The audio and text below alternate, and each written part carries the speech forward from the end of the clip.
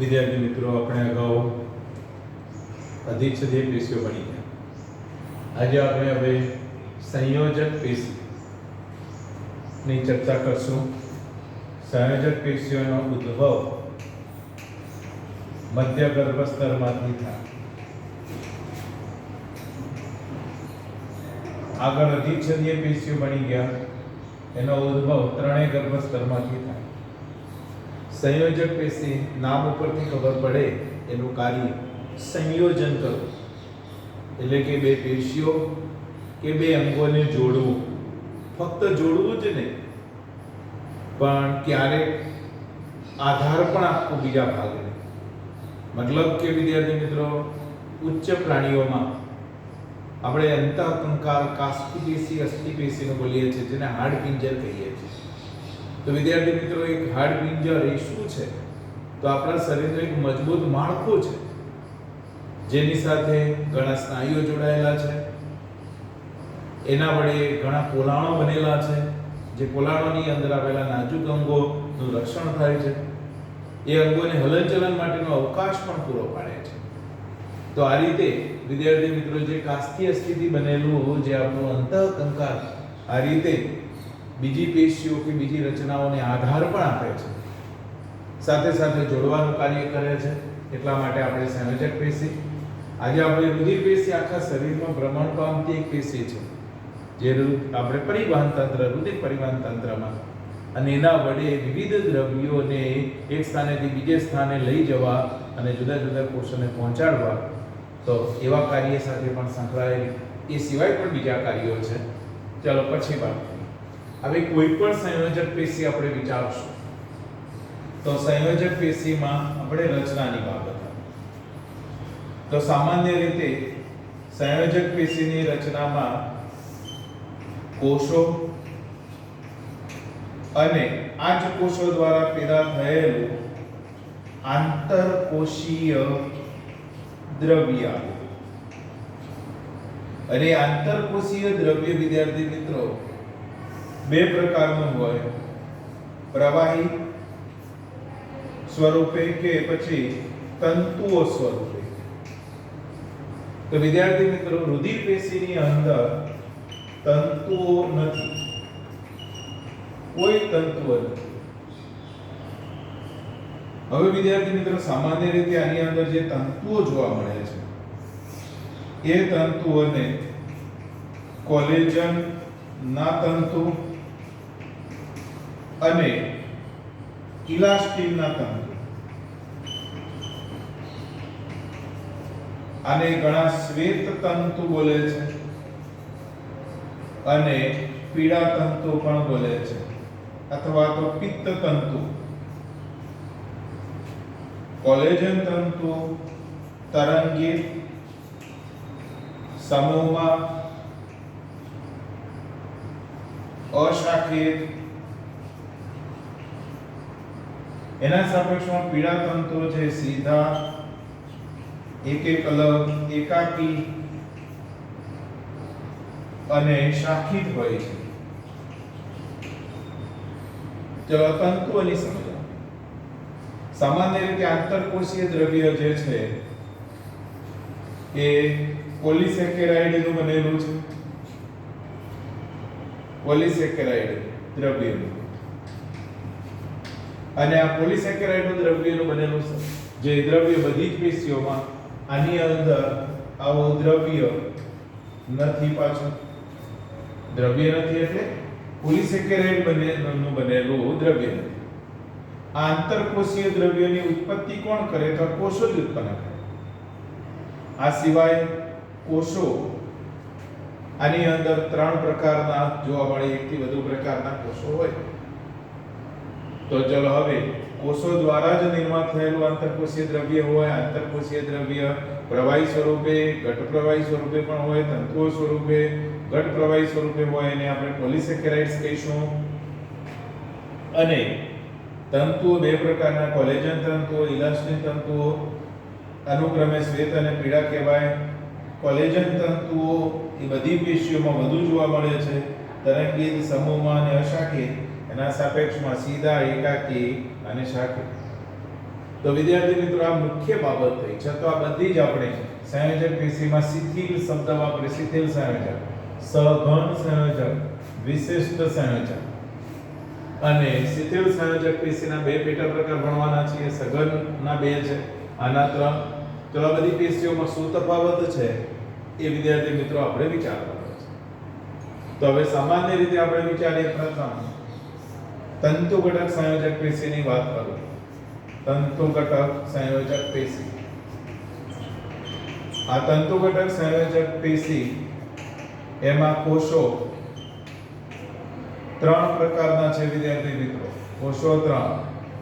એકને આપણે તંતુ કોષો કહીશું, બીજા ભક્ષક કોષો છે અને ત્રીજા માસ્ટર કોષો છે. આવા ત્રણ પ્રકારના કોષો જોવા મળે છે.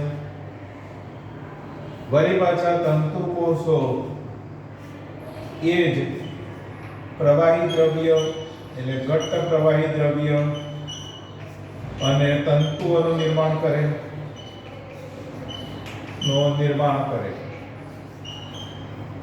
એ તંતુ ઘટક સંયોજક પેશીની લાક્ષણિકતા છે. ભક્ષક કોષો નામ ઉપરથી ખબર પડે કે આ પેશીમાં દાખલ થયેલા સૂક્ષ્મ જીવો કે પછી હાનિકારક દ્રવ્યો જે કંઈ હોય, હાનિકારક દ્રવ્યો એને ગળી જઈને નાશ કરે. અને માસ્ટર કોષો વિદ્યાર્થી મિત્રો એ સામાન્ય રીતે હિસ્ટેમાઇન, હિપેરિન જેવા દ્રવ્યો પેદા કરે. તો હવે આ કોષોની લાક્ષણિકતા, કોષોના કાર્યો થઈ ગયા. તો હવે વિચારીએ વિદ્યાર્થી મિત્રો કે આ પેશીની રચનાની અંદર આવા આવેલા આપણને તંતુ કોષ જોવા મળે અને આ જે તંતુ કોષે ઉત્પન્ન કરેલા દ્રવ્યથી બનેલા આવા તંતુઓનો સમૂહ જોવા મળે અને આ રીતે આમ તરંગિત પણ હોઈ શકે વિદ્યાર્થી મિત્રો.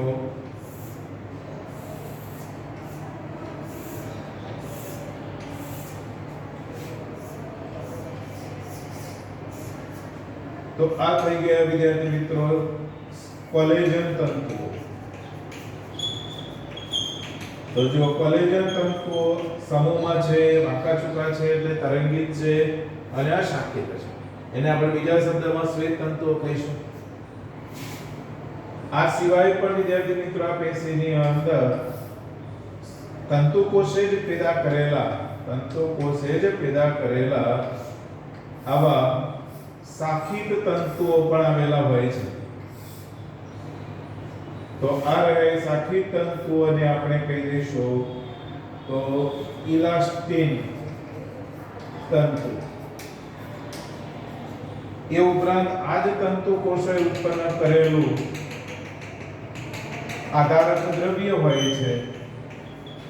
આધારક દ્રવ્ય, અહીં આધારક દ્રવ્ય એ આ રીતે ઘટ્ટ પ્રવાહી સ્વરૂપે પણ ખરું અને તંતુઓ સ્વરૂપે પણ ખરું.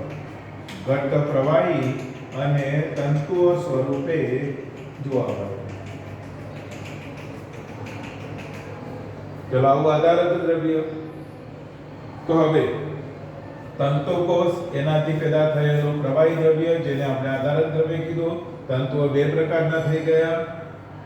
ચલો તંતુ કોષનું કાર્ય પતી ગયું. હવે આની અંદર વિદ્યાર્થી મિત્રો આવા બીજા મોટા કોષો આવેલા હોય છે જેને આપણે ભક્ષક કોષો કહીશું. ભક્ષક કોષો. અને એ સિવાય પણ આ પેશીની અંદર આવા લંબગોળાકાર કોષો આવેલા છે જેને માસ્ટર કોષો કહેવામાં આવે છે. માસ્ટર કોષો.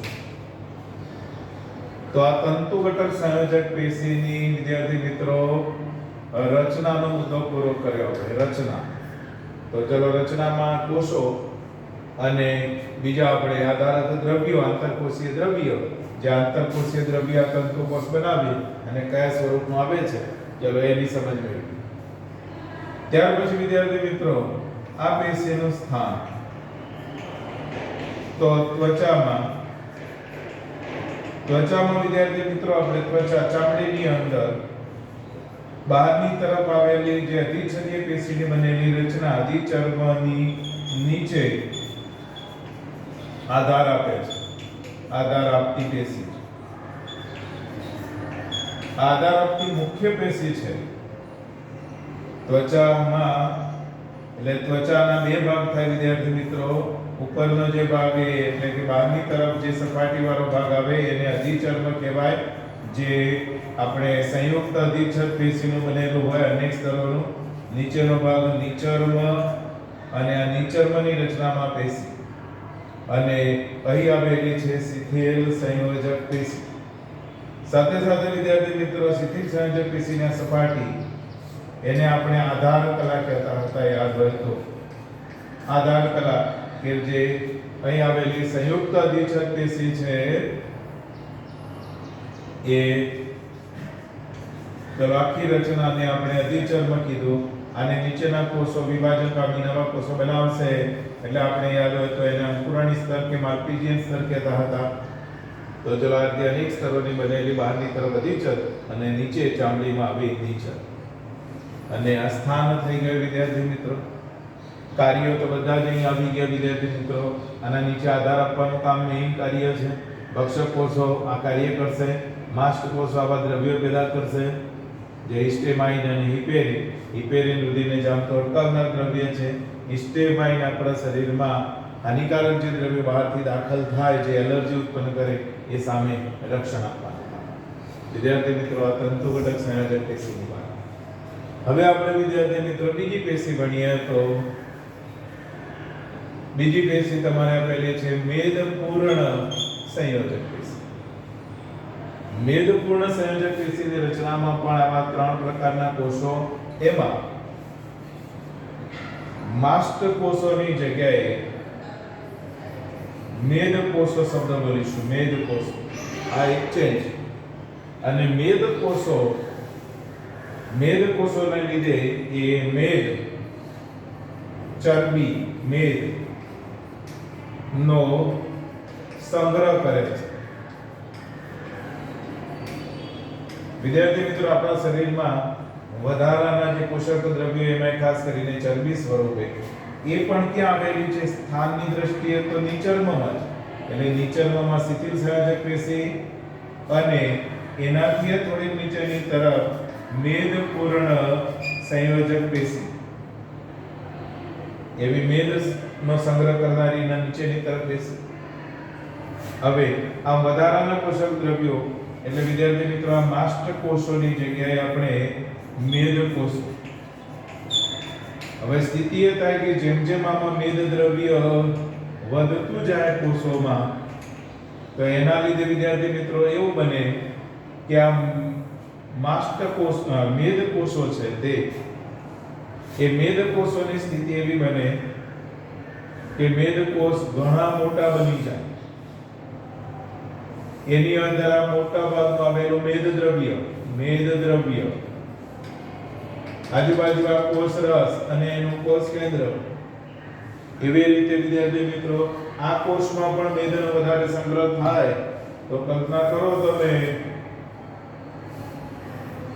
આ મેદ દ્રવ્ય કોષ કેન્દ્ર.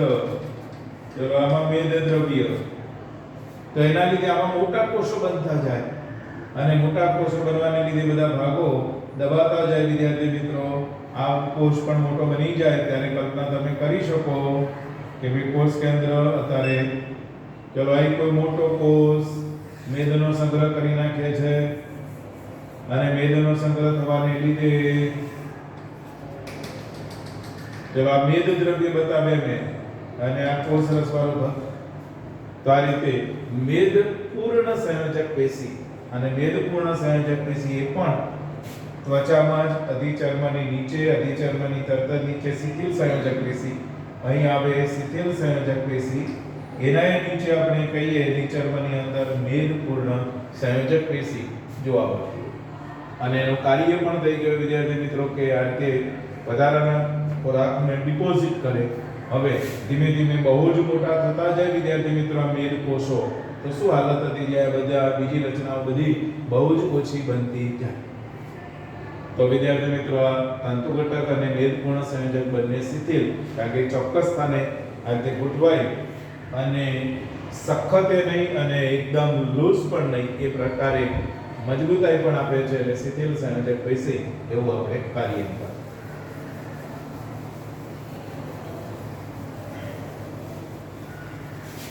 ત્યાર પછી આપણે વિદ્યાર્થી મિત્રો જો સઘન સંયોજક પેશી, એમાં સઘન નિયમિત અને સઘન અનિયમિત સંયોજક પેશી બોલીએ છીએ. સામાન્ય રીતે આ સઘન નિયમિત સંયોજક પેશી છે એમાં કોલેજન તંતુઓ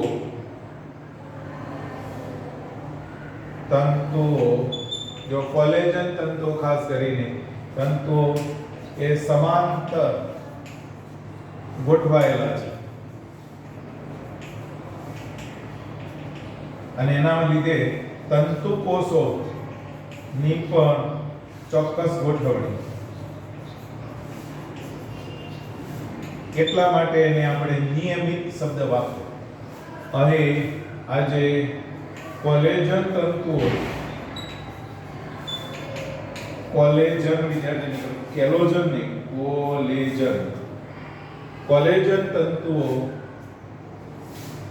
તંતુઓ અનિયમિત ગોઠવાયેલા, અનિયમિત ગોઠવણી અને એના લીધે એટલે વિદ્યાર્થી મિત્રો નિયમિત સંયોજક પેશી હશે એના આવા તંતુ કોષો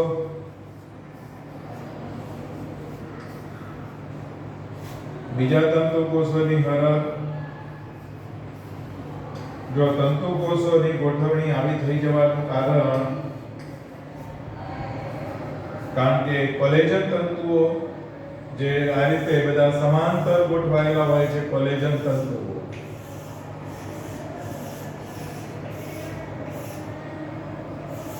તો કોલેજન તંતુઓની આવી ગોઠવણી થઈ ગઈ એટલા માટે એને નિયમિત બોલવામાં આવે છે. અને આવી સઘન નિયમિત સંયોજક પેશીનું સ્થાન સ્નાયુબંધ અને અસ્થિબંધના ભાગે જોવા મળે છે. અસ્થિબંધ, તો વિદ્યાર્થી મિત્રો સ્નાયુબંધ એટલે તો યાદ રાખજો કે માની લો કે આ કોઈ અસ્થિનો ભાગ છે અને એની સાથે જોડાનારો આ સ્નાયુ છે. હવે અસ્થિ સાથે જોડાનારા સ્નાયુને આપણે કંકાલ સ્નાયુ પછી ભણીશું. તો આ કંકાલ સ્નાયુ અને અસ્થિને જોડવાનું કામ કરે છે, એટલા માટે અહીં આપણે એને સ્નાયુબંધ તરીકે બોલીશું. સ્નાયુબંધ. અસ્થિબંધ તો ઘણી વખત બે હાડકા, એક અસ્થિ પેલા બીજું અસ્થિ, બે અસ્થિની વચ્ચે પણ આવે જોડવાનું કામ, ત્યારે આપણે એને અસ્થિબંધ જેવો શબ્દ વપરાય. તો ચલો આવી જગ્યાએ સઘન નિયમિત સંયોજક પેશી આવેલી છે. સઘન અનિયમિત સંયોજક પેશીમાં વિદ્યાર્થી મિત્રો આવા બધા તંતુઓનો સમૂહ અનિયમિત હોઈ શકે વિદ્યાર્થી મિત્રો.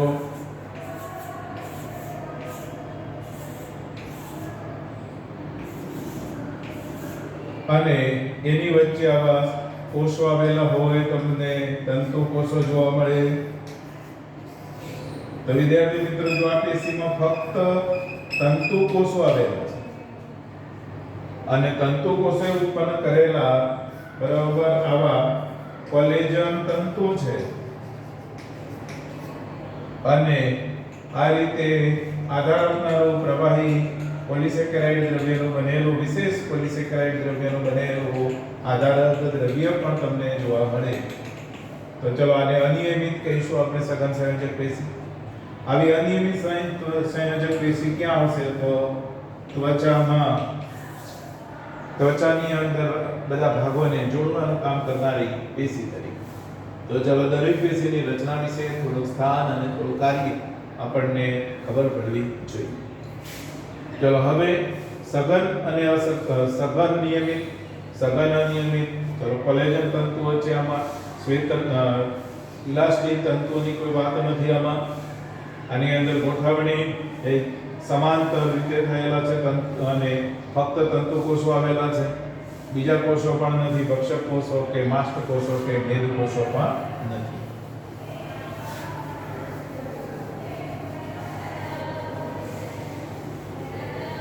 ચલો વિદ્યાર્થી મિત્રો, થોડી લાક્ષણિકતા તમને ખબર પડવી જોઈએ. હવે આની અંદર કોલેજન તંતુ હતા, ઇલેસ્ટિન તંતુ હતા, તંતુ કોષો હતા,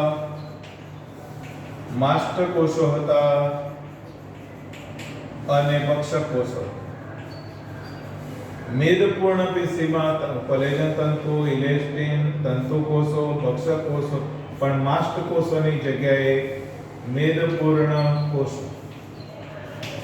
ચલો બંને પેશીની અંદર વિદ્યાર્થી મિત્રો કોલેજન તંતુઓ, તંતુ કોષો આની અંદર બંને જોવા મળે, પણ ગોઠવણીની જુદા પડે. આ ડિફરન્સ. હવે વિદ્યાર્થી મિત્રો કાસ્કી અસ્થિ પેશીની વાત કરીએ તો કોલેજન તંતુ હોય, આમાં પણ કોલેજન તંતુ જોવા મળે, તંતુ હોય. યાદ રાખજો આની અંદર રુધિર પેશીમાં કોલેજન તંતુ કે શ્વેત કે ઇલેસ્ટિન તંતુ નથી. હવે વિદ્યાર્થી મિત્રો આપણે કાસ્કી અને અસ્થિની વાતો કરીએ. ચલો ડિફરન્સ થઈ ગયો. સામાન્ય રીતે વિદ્યાર્થી મિત્રો કાસ્કી પેશી છે એની અંદર આવેલા કોષોને કાસ્કી કોષો કહેવામાં આવે છે. આની અંદર આવેલા કોષોને અસ્થિ કોષો, કોન્ડ્રોસાઇટ્સ અથવા કોન્ડ્રોબ્લાસ્ટ, અહીં ઓસ્ટિયોસાઇટ્સ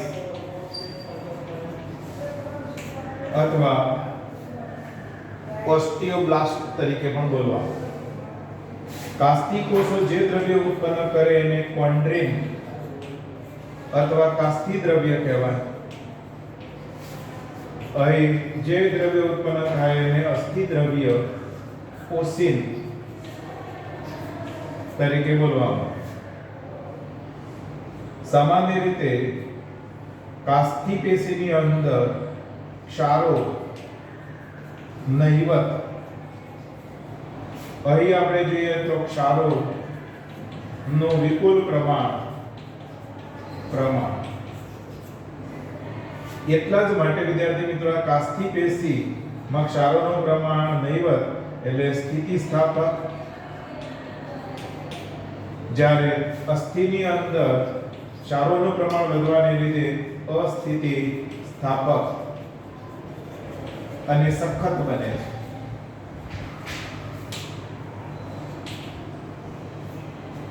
વિદ્યાર્થી મિત્રો રચનાની થોડીક વાત કરો તો સામાન્ય રીતે ચલો આવા કોષો, આ કોષોને આપણે કાસ્કી કોષો કહીએ. આ કાસ્કી કોષોએ ઉત્પન્ન કરેલું દ્રવ્ય એ ધીમે ધીમે નજીક જે દ્રવ્ય હશે વિદ્યાર્થી મિત્રો એ અત્યારે વધુ થોડુંક પ્રવાહી, આની આજુબાજુ પણ હવે આપણે દૂર જતા જઈએ તેમ આ જે પ્રવાહી છે વિદ્યાર્થી મિત્રો એ વધુ ને વધુ ઘટ્ટ બનતો જાય, ઘટ્ટ બને. એના સાપેક્ષમાં આંતરકોષીય દ્રવ્ય થોડો ઓછો કરે. સાથે સાથે ઘણી વખત આ વધુ પડતું ઘટ્ટ બની જવાને લીધે ચલો આ રીતે આપણને આવો ભાગ દેખાય જેને કોષની ફરતે કોષસ્થાન કહેવામાં. કારણ કે આંતરકોષ દ્રવ્ય જે પેદા થયું એ પ્રવાહી છે, બાકી અહીં વધુ પડતું ઘટ્ટ બની ગયું છે તો પછી એને કોષસ્થાન પણ કહેવાય. આ કોષો વિભાજન પામતા હોય છે અને એ જ કાસ્તી દ્રવ્યનું નિર્માણ કરે છે, એને કે કોન્ડ્રાઇટ દ્રવ્ય. તો વિદ્યાર્થી મિત્રો, આ પેશીમાં જ્યાં સ્થિતિસ્થાપકતાની જરૂર છે ત્યાં પેશી જોવા મળે. અને સામાન્ય રીતે જે પૃષ્ઠવંશી પ્રાણી ના આપણે ગર્ભમાં વાત કરીએ તો ગર્ભમાં કાસ્તી હોય, પછી એ ધીમે ધીમે અસ્થિમાં ફેરવાય. એ સિવાય આપણે વિચારીએ તો માનવીમાં નાસિકા સેતુ એટલે નાકના ટેરવામાં કર્ણ પલ્લવ, એ જ રીતે કરોડ સ્તંભની કશેરુકાઓની વચ્ચે જે આપણે સાદી ભાષામાં ગાદી બોલીએ છીએ તે, અને એ સિવાય હાથ અને પગના અસ્થિના છેડે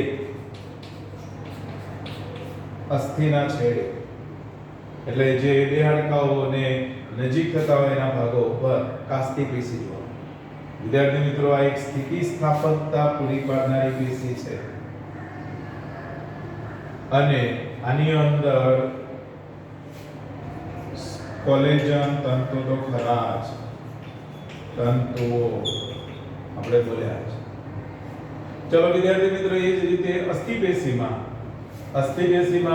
આવી જ રીતે અસ્થિકોષો હોય, એની આજુબાજુ અસ્થિ દ્રવ્ય ઓસિલ પેદા થાય અને એની અંદર ખાસ આ દ્રવ્ય વધુ ઘટ અને ક્યારેક સખત બને આંતરકોષીય દ્રવ્ય. કેમ? ક્ષારોનું વિપુલ પ્રમાણ, એના લીધે જો એના ગુણધર્મમાં પરિવર્તન આવે, અસ્થિતિસ્થાપક બની જાય વિદ્યાર્થી મિત્રો.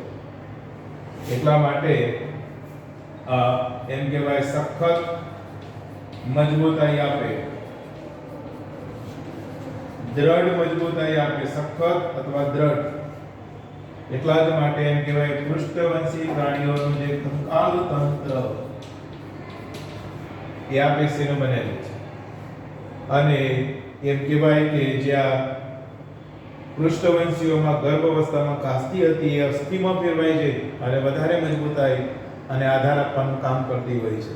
તો જો એ રીતે એમાં પરિવર્તિત થતું હોય છે તો આપણે એટલું યાદ હોવું જોઈએ વિદ્યાર્થી મિત્રો. તો પરિવર્તિત થઈ એને મજબૂત આધાર આપો. અને કેટલાક અસ્થિઓના પોલા ભાગને આપણે અસ્થિ મજ્જા કહીશું. અસ્થિ મજ્જા જે વિવિધ રુધિર કોષોનું નિર્માણ કરે,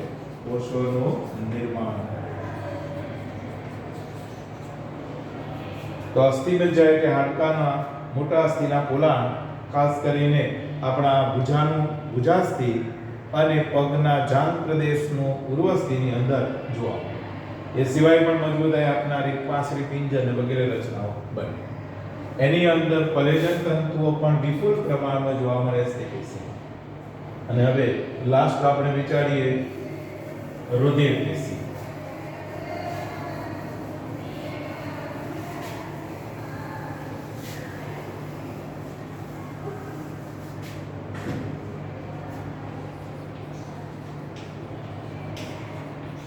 રુધિર પેશીને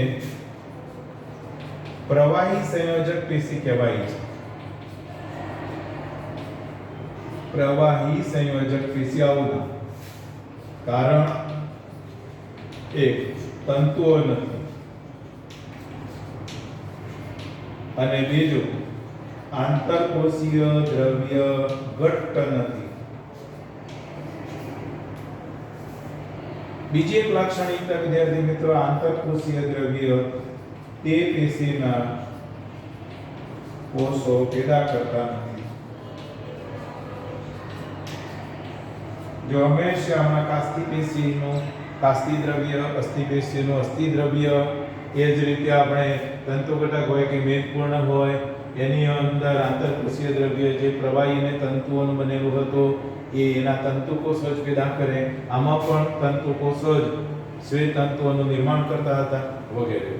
આની અંદર એ પોતે નિર્માણ નથી કરતા, એટલે અન્ય શરીરના ઘટકોમાંથી ભરેલું જોવા મળે છે. ચલો આ બે રુધિર વિશે તમે પ્રકરણ 17 માં વધારે ભણશો. અહીં થોડીક વાત કરે છે. રુધિરની રચનામાં જે પ્રવાહી દ્રવ્ય છે એને રુધિર રસ અને બીજાને કહેવામાં આવે છે રુધિર કોષો. જો આંતરકોષીય દ્રવ્ય જે ઘટ નથી એને હું રુધિર રસ કહીશ. રુધિર રસનું પ્રમાણ ઘણું વધારે હોય છે. રુધિર કોષો જે છે એ 3 પ્રકારના રુધિર કોષો છે. રક્તકણ જેને આપણે આરબીસી રેડ બ્લડ સેલ, શ્વેતકણ વ્હાઇટ બ્લડ સેલ બોલીએ છીએ, અને રુધિર કણિકાઓ અથવા એને આપણે ત્રાક કણ કહીએ છીએ, કણો પ્લેટલેટ્સ તરીકે બોલીએ છીએ. આવા 3 પ્રકારના રુધિર કોષો. આ ત્રણેય પ્રકારના રુધિર કોષો કોઈ આંતરકોષીય દ્રવ્ય એટલે કે રુધિર રસનું દ્રવ્ય પેદા કરતા નથી. આના રુધિર રસની અંદર ઘણા પાણી ઉપરાંત વિવિધ દ્રવ્યો હોય છે. એમાં વિવિધ પ્રોટીન્સ હોય છે, પોષક દ્રવ્યો હોય છે, વિસર્ગ દ્રવ્યો હોય છે, અંતઃસ્રાવો હોય છે, ક્ષારો હોય છે, ઓક્સિજન અને કાર્બન ડાયોક્સાઇડના સંયોજનો હોય છે વગેરે. એટલા જ માટે રુધિર પેશીનું કાર્ય છે દ્રવ્યોનું પરિવહન કરે છે. દ્રવ્યોનું પરિવહન શરીરમાં દ્રવ્યોને એક જગ્યાએથી બીજી જગ્યાએ લઈ જવા માટે, એટલે રુધિર રસમાં આવા ખાસ. એ સિવાય વિદ્યાર્થી મિત્રો રક્તકણમાં હિમોગ્લોબિન જે ઓક્સિજનના વહનમાં, શ્વેતકણ એ આપણી પ્રતિકારકતા માટે જવાબદાર છે વિદ્યાર્થી મિત્રો, રોગ પ્રતિકારકતા માટે. તો જો આવા વિવિધ કાર્યો આપણે પ્રકરણ નંબર જે 17 ની અંદર પછી ભણશો, એટલે 18 માં ભણશો વિદ્યાર્થી મિત્રો, ત્યારે રુધિર પેશી વધારે ભણશો. અહીં વિદ્યાર્થી મિત્રો સંયોજક પેશી પૂરી થાય, ઉત્પત્તિની વાત કરી. ચલો એના મેઇન 3 પ્રકાર, આમાં બે આ વિશિષ્ટ સંયોજક પેશીને ઘણા વિશેષ સંયોજક પેશી, અને એમાં કાસ્થી, અસ્થિ અને રુધિર. કઈ પેશીમાં તંતુઓ નથી? તો રુધિર પેશીમાં તંતુઓ નથી. અને એમાં જે આંતરકોષીય નામનું પ્રવાહી દ્રવ્ય ઘટ નથી અને કોષોમાંથી ઉત્પત્તિ થયેલો નથી.